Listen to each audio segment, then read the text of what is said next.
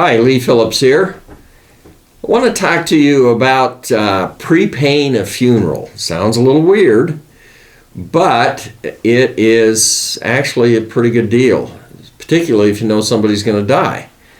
And I have some experience in this. When Christy had ALS, she survived 5 years, and about a year into it, we knew that it was a fatal disease and that she would die. So we had a hot date.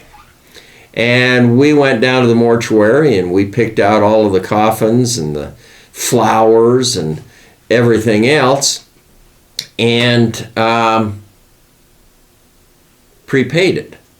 It's about half, a little more than half, 60-70% of what it would be if you walked in off the street.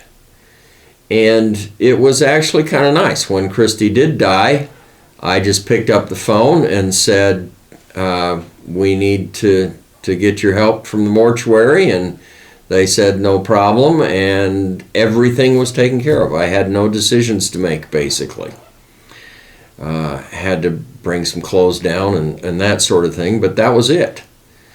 So prepaying the funeral, basically what you're doing is you're buying a little annuity, a little insurance policy type thing. And it pays out when the individual dies, and the mortuary agrees to accept that as payment for the things that you've picked out and contracted for.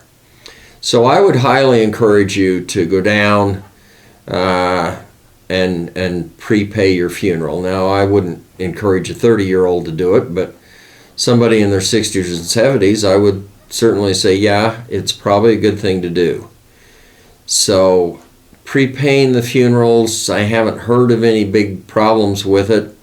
They seem to do pretty well. Funeral homes seem to stay in business, and it worked very well in my case.